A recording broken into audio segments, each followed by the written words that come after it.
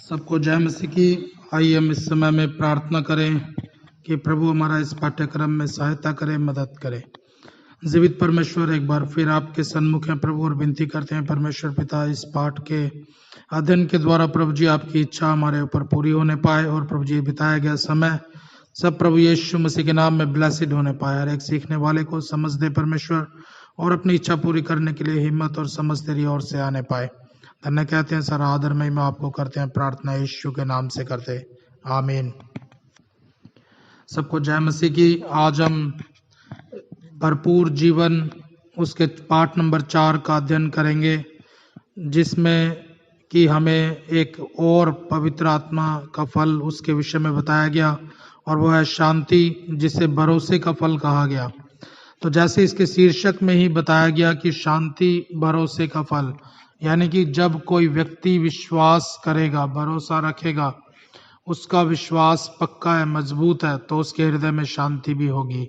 आज के इस संसार के अंदर हम एक बात को जांच सकते हैं कि पूरा संसार ही एक बहुत अशांत समय से होकर गुजर रहा है। पूरे संसार में जगह जगह पर युद्ध और युद्ध की चर्चाएं चल रही हैं, और ना सिर्फ युद्ध चल रहा है बल्कि युद्ध में इस्तेमाल होने वाले तरह तरह के हथियारों का आविष्कार किया जा रहा है, और इन आविष्कारों के द्वारा लोग अपने आप को बहुत ज़्यादा रेपुटेशन भी समझते हैं कि मेरे पास ज़्यादा हथियार है, मेरे पास ज़्यादा है। तो इस चीज़ों को एक स्टेटस सिंबल के रूप में भी समझ लिया गया। सोचिए, एक विनाशकारी हथियार किस तरीके से किसी का स्टेटस सिंबल हो सकता है। एक विनाश कर देने वाली चीज़ें ये कैसे किसी के हृदय के अंदर उसको एक गुमान दे सकती हैं। आज हम इन विषयों को समझें, क्योंकि वचन कहता है कि अंत के समय में युद्ध और युद्ध की चर्चाएं की जाएंगी, और ये बातें प्रभु के द्वारा प्रकट कर दी गई। तो अंत के समय में युद्ध और युद्ध की चर्चाएं की जाएंगी। इसका अर्थ यही है कि इस पूरे संसार के अंदर से शांति बिल्कुल समाप्त हो जाएगी। तो जैसे ही शांति समाप्त होती है, वैसे ही अंत के करीब हम बढ़ते जाते हैं। तो आज इस संसार के अंदर जो हमने देखा है कि इस शांति का जो महत्व है वो घटते जा रहा है। आज शांत लोगों को कायर समझ लिया जा रहा है। आज शांत लोगों को अलग तरीके की भावनाओं से देखा जा रहा है, कमजोरी की भावनाओं से देखा जा रहा है। मगर आज हम इस पाठ के अंदर अध्ययन करेंगे कि कैसे ये अशांत संसार के अंदर परमेश्वर ने इसे अपने फल के रूप में चुना है। आज हम जब इन बातों को पढ़ेंगे, समझेंगे, तो हम इस पाठ के अंदर से शांति की पहचान, सबसे पहले हमें पहचान के विषय में समझेंगे कि शांति असल में है क्या, और दूसरे नंबर पर हम समझेंगे कि इसको वर्णित कैसे करें, और कुछ एग्जाम्पल्स को देखेंगे, उदाहरणों को देखेंगे, जिससे कि हमें पता लग पाए कि हम किस विषय में बात कर रहे हैं और इसकी सही धारणा क्या है। आज जब हम शांति के विषय में बात करते हैं, तो शांति के विषय में जब बात की जाती है, अगर आप 20 लोगों का या 50 लोगों का इंटरव्यू लें कि शांति से आपका क्या अर्थ है, तो आप पाएंगे कि बहुत से लोग ऐसा बोलते हैं कि ऐसी जगह जहां पर किसी तरीके की कोई आवाज ना हो, तो उसे शांति बोलते हैं। या फिर कई लोग ऐसे बोलेंगे कि सारे शोर से अलग होकर समुद्र के किनारे या फिर किसी पहाड़ों के अंदर बैठ के आराम से कहीं पर बैठा जाए, तब शांति का अनुभव होएगा। तो इस तरीके की बातों को लेके भी शांति का विचार लोगों के हृदय में आता है। तो कई बार हम इसे सोचते हैं कि भाई आवाजों का ना होना ही शांति है, मगर ये धारणा पूरी तरीके से ठीक नहीं है। आवाजों का कम होना जो है वो शांति नहीं है। हम आगे चल के इन बातों को समझेंगे कि ये किस प्रकार से ये बात है।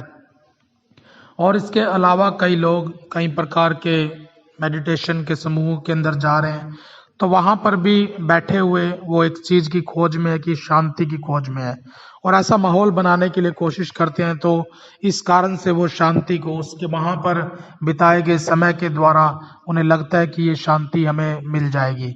और कई बार मनुष्य ये सोचता है कि हम कहीं पर इंजॉय करें, हो सकता है किसी मनोरंजक जगहों पर जाएं, किसी मूवी थिएटर के अंदर या किसी क्लब के अंदर या किसी ऐसे डीजे पार्टी के अंदर, ऐसी जगह पर जाएंगे तो फिर उन्हें हृदय में शांति का अनुभव होगा। कई लोगों के विषय में मैं जानता हूं जिन्हें कुछ खा लेने से कुछ शांति का अनुभव होता है, तो वो लोग कुछ खाने पीने के द्वारा अपनी शांति को अनुभव करने की कोशिश करते हैं। और इसके अलावा कई बार ये एक नेगेटिव एस्पेक्ट भी है, कई लोग कुछ नशे करने के बाद अपने अंदर शांति को अनुभव करने का एक झूठा छलावा अपने साथ करते हैं। ये एक धोखा है जिसके द्वारा एक मनुष्य को ठगा जा रहा है। हमने ये देखा कि संसार के अंदर शांति को प्राप्त करने के लिए तरह तरह की चीज़ों को बताया गया, मगर इस विषय में परमेश्वर के वचन के अंदर क्या संदर्भ दिया गया है उसके विषय में एक प्रभु का दास, एक स्टैनली हॉटन के नाम से हुए, उन्होंने एक विषय में बताया कि सच्ची शांति केवल पवित्र आत्मा से प्राप्त हो सकती है। इस शब्द को कहने के पीछे, इस वाक्य को कहने के पीछे उस व्यक्ति का एक गहरा अध्ययन ही नहीं परंतु एक जीवन के अनुभव भी उस जगह पर मौजूद है। तो यहाँ पर जिस विषय में ये कहा गया कि सच्ची शांति केवल और केवल पवित्र आत्मा के द्वारा ही प्राप्त हो सकती है, उसके कहने के पीछे जो बात है वो यही है कि जो सच्ची शांति परमेश्वर की तरफ से आपको मिलेगी वो पवित्र आत्मा के द्वारा आपके जीवन से एक नदी के समान बह निकलती है। और इस शांति के विषय में कहा गया कि यह शांति दुखों में भी ठहरी रहती है, और इसके लिए आपको किसी शांत जगह पर होना ही जरूरी नहीं है। इसके लिए आपको किसी प्रकार के डीजे पार्टी या इस तरीके के म्यूजिकल या मनोरंजक माहौल के अंदर भी होना जरूरी नहीं है। इसके लिए आपको किसी प्रकार के कुछ खाने पीने या नशे की चीज़ों की भी कोई ज़रूरत नहीं है, क्योंकि ये शांति का स्रोत बाहर से अंदर नहीं आ रहा, परंतु ये शांति का स्रोत एक व्यक्ति के या इसे धारण करने वाले किसी व्यक्ति के हृदय में से उमड़ता है, और ये उमड़कर उसके जीवन को बाहर खुशियों से भर देता है, जिसके कारण उसके जीवन के अंदर ये जो शांति का स्तर होता है ये बहुत ऊंचा होता है, क्योंकि इसकी जड़ बाहर किसी संसार में नहीं, इसकी जड़ बाहर कई शारीरिक कारणों से नहीं, परंतु इसकी जड़ जो है उसकी आत्मा में, उसके हृदय से आ रही है। इस कारण से इसे डिस्टर्ब भी किया नहीं जा सकता। इसे डिस्टर्ब करना भी संसारिक कारणों के वश के बाहर की बात है। इसे डिस्टर्ब करना शारीरिक बातों के बस के बाहर की बात है। जब संसार के अंदर स्थितियां बदलने लगती हैं तब भी ये शांति डिस्टर्ब नहीं होती। ये इस बात का सबूत है कि आपको परमेश्वर के द्वारा दी गई है। और ये शांति जो है जो परमेश्वर के द्वारा दी जाती है, तो इसके विषय में और भी कई बातें बताएगी कि परमेश्वर का राज्य पवित्र आत्मा की धार्मिकता, शांति और आनंद है, और उसके राज्य के अंदर शांति की भरपूरी होगी। यहाँ पर जब हम इन विषयों को समझते हैं तो हम पाएंगे कि शांति जो है वो अकेले ही अपने आप में बड़ी आशीष है, परंतु ये परमेश्वर की अन्य आशीषों के साथ भी जुड़ती है। हम वचनों के अंदर देख पाएंगे, प्रकाशित वाक्य 1:4 के अंदर लिखा है कि अनुग्रह और शांति। यहाँ पर शांति जो है वो अनुग्रह के साथ एक साथ लिखा गया है, यानी कि ये चीज परमेश्वर के द्वारा दी गई और इसकी बढ़ती और इसकी समझ को हम वहां पर प्राप्त करते हैं। दूसरा एग्जाम्पल 2 कुरिन्थियों 13 अध्याय उसके 11 वचन में दिया गया कि प्रेम और शांति, और उसके बाद एक और एग्जाम्पल दिया गया 1 थिस्सलुनीकियों 5 अध्याय और उसका 23 वचन पवित्रता और शांति, और उसके बाद एक और एग्जाम्पल दिया जाता है धार्मिकता और शांति। ये जो वचन हम देख रहे हैं, यहाँ पर हमने देखा था याकूब 3:18 के अनुसार ये बात है। तो ये बातें जो हैं जब लिखी जा रही हैं तो यहाँ पर हम पाएंगे कि ये दोनों एक साथ हो सकती हैं। कोई एक ब्लेसिंग हमारे जीवन में हो सकती है, परमेश्वर का प्रेम हमारे जीवन में हो सकता है, मगर उसका परिणाम हम पाएंगे कि हमारा हृदय शांत हो चुका है। और उसके बाद पवित्रताई के अंदर हम जी रहे हैं, अपने जीवन को कीमत चुकाते हुए आगे बढ़ रहे हैं, तो ये चीज तय करेगी कि अब हम शांत रह सकते हैं, निश्चिंत रह सकते हैं कि परमेश्वर का मेरे साथ मेल मिलाप है और मेरे जीवन से परमेश्वर को महिमा मिल रही है। तो अपने हृदय के अंदर शांत रह सकता हूं। और परमेश्वर की धार्मिकता और शांति, जब कोई व्यक्ति धर्मी ठहर कर जाता है तो उसके हृदय में एक प्रकार की शांति है जो कि परमेश्वर के द्वारा उसे दी गई। वचन कहता है कि धार्मिकता आनंद और शांति। रोमियो 14 अध्याय उसके 17 वचन के अनुसार इन तीनों चीजों को एक साथ रखा गया। ये तीनों चीजों को एक साथ रखा जाने के पीछे रीजन यही है कि इन शांति के बगैर इन ब्लेसिंग्स को हम पूरी तरीके से अनुभव नहीं कर पाएंगे। या हम परमेश्वर से धार्मिकता को प्राप्त करें, पवित्रताई को प्राप्त करें, प्रेम में सिद्ध हो जाएं, उसके भरोसे के अंदर सिद्ध हो जाएं, उससे वो जीवन प्राप्त करें, तो इन बातों के बाद भी यदि हमारा हृदय शांत ना हो तब ये ब्लेसिंग्स फिर भी अधूरी रह जाएंगी। तो यहाँ हम पाएंगे ये एक तरह से परमेश्वर के द्वारा दी गई अन्य वरदानों और आशीषों के प्रति एक कॉम्प्लीमेंट के रूप में है। हम इसे अनुभव करने की शक्ति के रूप में देख सकते हैं। तो यहाँ पर ये बातें हमें परमेश्वर ने दी हैं।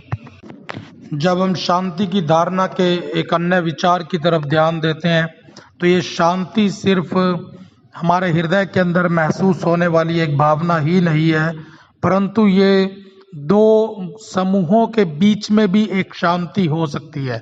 अगर हमारी किसी के साथ लड़ाई हो जाए, झगड़ा हो जाए, तो हम पाएंगे कि दोनों के बीच में क्या लड़ाई, और जब दोनों के बीच में सुलह सम्मति हो जाती है तो उसे बोलते हैं कि इन दोनों पक्षों में अब शांति है। हमें किस पक्ष के साथ अपनी शांति को बनाए रखने की जरूरत है? प्रभु का वचन बोलता है कि हम स्वभाव ही से परमेश्वर के बैरी थे। हमारे स्वभाव के अंदर वो कमियां थी जिसके कारण हम परमेश्वर के बैरी के रूप में उसकी नजर में थे, मगर यीशु मसीह के द्वारा उसने हमारे साथ शांति को स्थापित किया है। यहाँ पर हम पाएंगे हमारे पापों के कारण, हमारे स्वभाव के कारण, हमारे संसारिक प्रेम के कारण हमारा और परमेश्वर के बीच में शांति नहीं थी, हमारे बीच में एक बैर था। इसे दूर किया गया है। तो हम पाएंगे कि हमें मनुष्यों को सबसे पहले अपने परमेश्वर के साथ शांति स्थापित करने की आवश्यकता है, जिसे वचन के अनुसार हमें गाइड किया जाता है। तो हम इन वचनों को पढ़ सकते हैं। वचन में लिखा है रोमियो 5 अध्याय और उसका 1 वचन, जब एक पापी अपने जीवन को यीशु मसीह के हाथों में विश्वास के साथ समर्पित कर देता है तथा उसे अपना प्रभु तथा एकमात्र उद्धारकर्ता के रूप में स्वीकार कर लेता है, तब परमेश्वर से अलगाव समाप्त हो जाता है और शांति स्थापित हो जाती है। रोमियो 5:1 इस प्रकार से कहता है, सो जब हम विश्वास से धर्मी ठहरे तो अपने प्रभु यीशु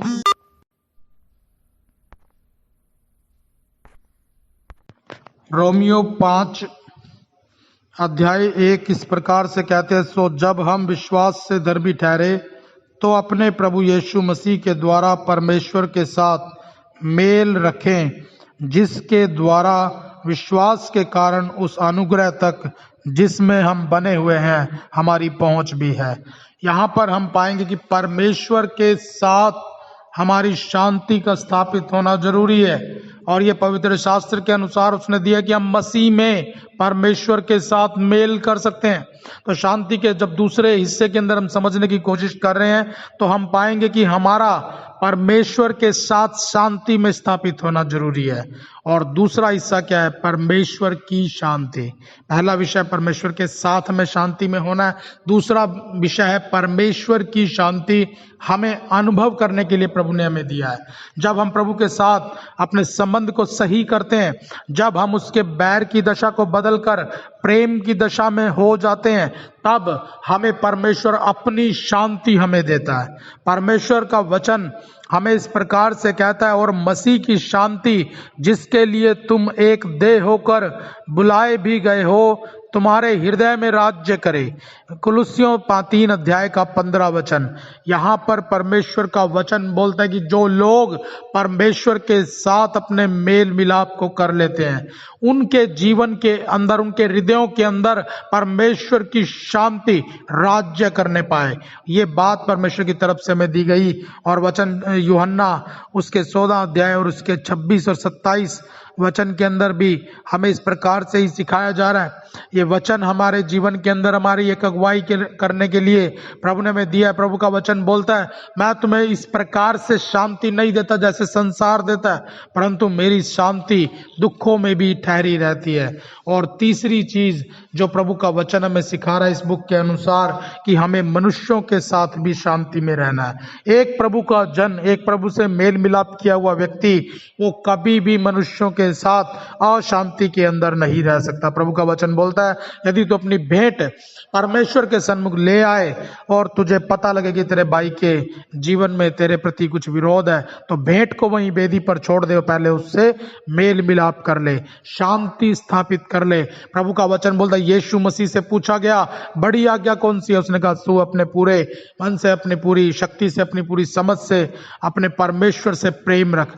और इसके जैसी ही दूसरी आज्ञा एक और है कि जैसे तुम परमेश्वर से प्रेम रखते हो वैसे ही अपने पड़ोसी से भी प्रेम रखो, जैसे तुम अपने आप से प्रेम रखते हो वैसे अपने पड़ोसी से भी प्रेम रखो। तो यहाँ पर हमारी शांति मनुष्यों के साथ भी स्थापित होनी चाहिए। एक मसीह व्यक्ति ये नहीं कह सकता कि वो परमेश्वर के साथ सही है, अब उसे मनुष्यों के साथ सही होने की कोई जरूरत नहीं है। अगर वो इस तरीके से बोलता है तो अभी तक उसने प्रभु के सुसमाचार को नहीं जाना। प्रभु का वचन कहता है कि तुम क्षमा करो, प्रभु का वचन कह रहा है कि तुम लोगों की सह लो, प्रभु का वचन बोलता है तुम सुसमाचार में अपने अच्छे चाल चलन से अपने शत्रुओं के लिए भी प्रार्थना करो और लोगों को जीत लो।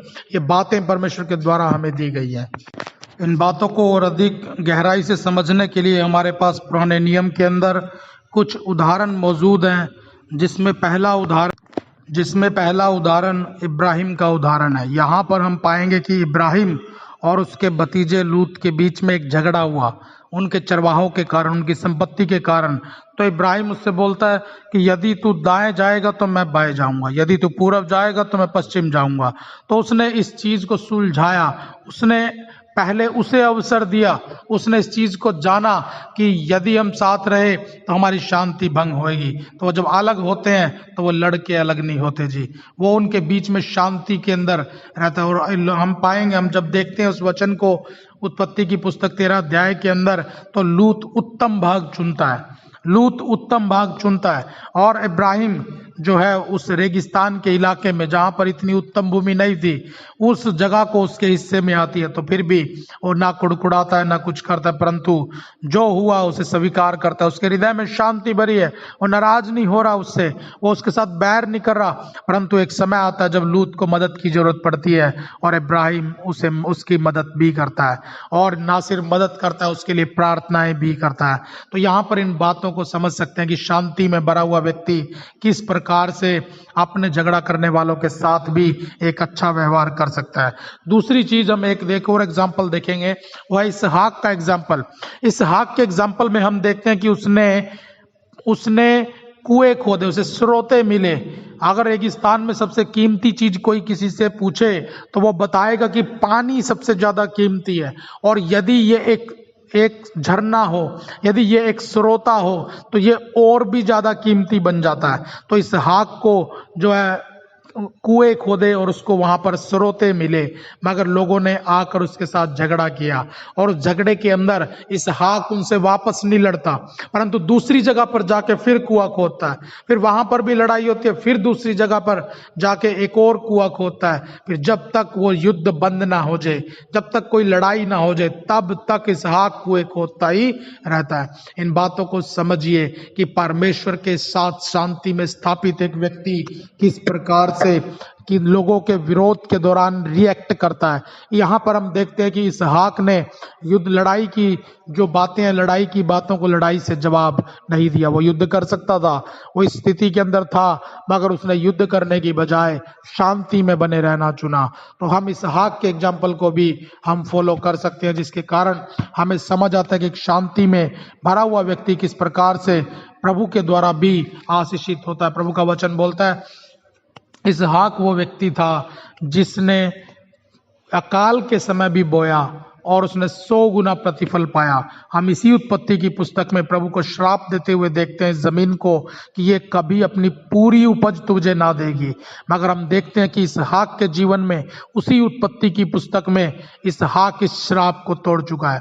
अपने जीवन के लिए वो इस श्राप को तोड़ चुका है। उसने अकाल के समय पर बोया और 100 गुना प्रतिफल पाया। आज हम देख सकते हैं कि कई लोग बिना अकाल के बो रहे हैं, सारी फैसिलिटी खाद बीज दवाई के साथ बो रहे हैं, मगर फिर भी 100 गुना प्रतिफल हो सकता है उनके जीवन के अंदर ना आया हो। परंतु आज हम देख पा रहे हैं कि इस वचन के द्वारा कि जिसके अंदर इसहाक जो है वो शांति में स्थापित एक व्यक्ति था। इन बातों से हमें पता लगता है कि शांति में स्थापित व्यक्ति की जो उसके जीवन के अंदर फेवर है वो परमेश्वर की तरफ से होता है। ना सिर्फ ये पुराने नियम की बात है बल्कि नए नियम के अंदर भी प्रभु यीशु मसीह के विषय में जब भविष्यवाणियों से बताया गया तो हम पाते हैं कि यीशु मसीह को शांति का राजकुमार कहा गया। उसी ने आकर परमेश्वर के साथ मनुष्यों की शांति को स्थापित किया। उसने कीमत चुकाकर मनुष्यों को मिलने के लिए अवसर दिया है और प्रारंभिक कलीसिया ने इसी परमेश्वर की शांति का प्रदर्शन सब लोगों के बीच में किया। जब पहली कलीसिया ने प्रभु को ग्रहण किया, उसकी आत्मा को पाया, उसके बाद वो लोग परमेश्वर की आनंद और उसकी शांति से भर गए, उसके अनुग्रह उसकी शांति से भर गए। उनकी आशीष देने का तरीका ऐसा ही था। तो हम इन बातों को जब देख रहे हैं तो हम पा रहे हैं कि पहली कलीसिया के अंदर भी इन चीज़ों के विषय में बातें की जा रही थी। यहाँ तक कि प्रभु के संदेशों के अंदर आशीषों के रूप में परमेश्वर की शांति का वर्णन किया जा रहा है। तो यहाँ पर परमेश्वर की कलीसिया जो है वो भी शांति को स्थापित करने का कार्य कर रही है जो यीशु मसीह ने किया, और आज उसी के कार्यों को आगे भी बढ़ाया जा रहा है। ये शांति का कार्य पहले एक व्यक्ति के द्वारा था, मगर अब पूरी कलीसिया इसी कार्य के अंदर इन्वॉल्व है। वो पर मनुष्यों की परमेश्वर के साथ शांति स्थापित करने में लगे हैं। दूसरे नंबर पर वो परमेश्वर की शांति को मनुष्यों के बीच में फैलाने के लिए लगे हुए हैं और उन एग्जाम्पल्स को, नए एग्जाम्पल्स को क्रिएट करने की कोशिश कर रहे हैं। तो हम सबके पास अब एक अवसर है कि हम भी सबसे पहले परमेश्वर के साथ अपनी शांति को स्थापित करें, फिर उसकी शांति को अपने हृदय के अंदर अनुभव करें। और जब ऐसा करेंगे तो आप एक नया उदाहरण बनेंगे जो कि परमेश्वर की शांति के समान है, क्योंकि वचन बोलता है कि ये एक नदी के समान बढ़ती है। हम एक कल्पना कर सकते हैं कि एक नदी किस प्रकार से शुरू होती है। हम एक नदी के विषय में पढ़ते हैं, उस नदी के विषय में लिखा कि और मैंने वेदी से पसीज कर पानी को जाते हुए देखा। 1000 कदम तक चले तो बिल्कुल पानी पैरों तक था, मगर उसके बाद जब चौथे स्तर पर वो पहुंचते हैं तो आगे बढ़कर तैरने के योग्य पानी हो गया। ये नदी और गहरी और चौड़ी और बड़ी होती जा रही थी, और गहरी होती जा रही थी। तो यहाँ पर हम देखते हैं इस नदी के एग्जाम्पल्स को समझिए। नदी जो है कई बातों का प्रतीक है। यहाँ पर लिखा यशाया 66 उसके 12 अध्याय में उसमें लिखा है, मैं उसकी ओर शांति को नदी के समान बहा दूंगा। यहाँ पर जो प्रतिज्ञा की गई है ये कलीसिया और विश्वासियों के लिए की गई है। ये जो नदी है ये एक तरह से बढ़त और फैलाव को दर्शाती है। ये एक विस्तार को दिखाती है, क्योंकि नदी कहाँ से निकलती है और समुद्र तक चली जा रही है। कई नदियां तो कई 1000 किलोमीटर का सफर तय करती हैं, और उनके बीच में कोई देश आए, कोई राज्य आए या कोई भी आए, वो किसी चीज की परवाह नहीं करते। तो इस नदी के विषय में और अधिक यदि हम जानने की कोशिश करें, आज आधुनिक युग के अंदर जो बिजली का जो निर्माण किया जा रहा है वो इन्हीं बहती हुई नदियों के किनारों पर डैम बना कर किया जा रहा है। आज जो लोगों के घरों में चीजें रोशन हैं, आज लोग बड़ी बड़ी मशीनरियों का इस्तेमाल कर रहे हैं। आज अपने हम घरों में बहुत सारे बिजली के यंत्रों का इस्तेमाल करते हैं, तो उसके अंदर 90% जो ऊर्जा इस्तेमाल होती है वो इन्हीं नदियों के द्वारा प्रोड्यूस की जाती है। तो ये नदियां जो है, ये जो नदी है, ये ना सिर्फ विस्तार का प्रतीक है परंतु ऊर्जा का एक बहुत बड़ा एक स्रोत है। और एक और बात अगर हम समझना चाहें तो ये नदी जो है एक प्रकार से भरपूरी का प्रतीक है, क्योंकि हम कई नदियों को जानते हैं, वो कोई 100 साल से नहीं, 1000 साल से नहीं, परंतु कई 1000 साल से भी वो बहती ही आ रही हैं। वो कभी बीच में रुकी नहीं है, उनका पानी कभी खत्म नहीं हुआ है। तो यहाँ पर हम देखते हैं कि नदी एक भरपूरी को दिखाने वाला एक चिन्ह है। ये नदी जो है जीवन को हमारे जीवन के अंदर दिखाती है। यदि आप कहें कि ये जीवन है, जीवन की नदी है, तो जीवन की भरपूरी आपके अंदर होगी। यदि आप कहें कि ये आशीषों की नदी है, तो फिर ये आशीषें आपके अंदर भरपूरी से होंगी। तो जिस भी चीज को हम बहुतायत से बढ़ता हुआ दिखाना चाह रहे हैं, उसका जो एग्जाम्पल है हम उस नदी से सेट करते हैं। आज के इस एग्जाम्पल के अंदर समझ लें कि ये नदी वो शांति की नदी है, तो यशाया 66 अध्याय उसके 12 वचन के अनुसार हमारी और परमेश्वर के द्वारा बहाई जा रही है। आज इसको अनुभव करने के लिए अपने जीवन के अंदर कार्य कर सकते हैं। हम इस पाठ के अंदर को इसको पढ़कर जो इसके वचन हमारे पास यहाँ पर दिए गए, धर्मशास्त्र की बहुत सारी आयतें इसको लेकर दी गई हैं। इस पूरे पाठ के अंदर जितनी भी आयतें लिखी हुई हैं उन्हें एक बार जरूर पढ़ें, और एक पर्सनल ओपिनियन जो कि 10 लाइन की हो सकती है, क्या बातें आपको समझ आई वो सिर्फ 10 लाइनें हमने इनके अंदर लिखे हुए वचनों के आधार पर लिखनी है। अपनी बेस्ट जो आपने समझ लिया उसे लिखें, यही इस पाठ का असाइनमेंट रहेगा और हम इसे कंप्लीट करें। प्रभु आप सबको आशीष दे। आइए प्रार्थना करें। सर्वशक्तिमान जीवन देने वाले प्रभु हमारे पिता, हम विनती करते हैं परमेश्वर, जब ये पाठ कंप्लीट किया गया है तो आपकी सामर्थ्य के द्वारा प्रभु जी इसकी पूरी समझ आपके लोगों तक पहुंचने पाए। आपकी दया के अधीन प्रभु जी ने कीजिए और आपके अनुसार प्रभु जी चलने के लिए मदद करो। धन्य कहते हैं, सारा आदर महिमा आपको करते हैं, प्रार्थना यीशु के नाम में करते हैं, आमीन। सबको जय मसीह की। प्रभु आपको आशीष दे।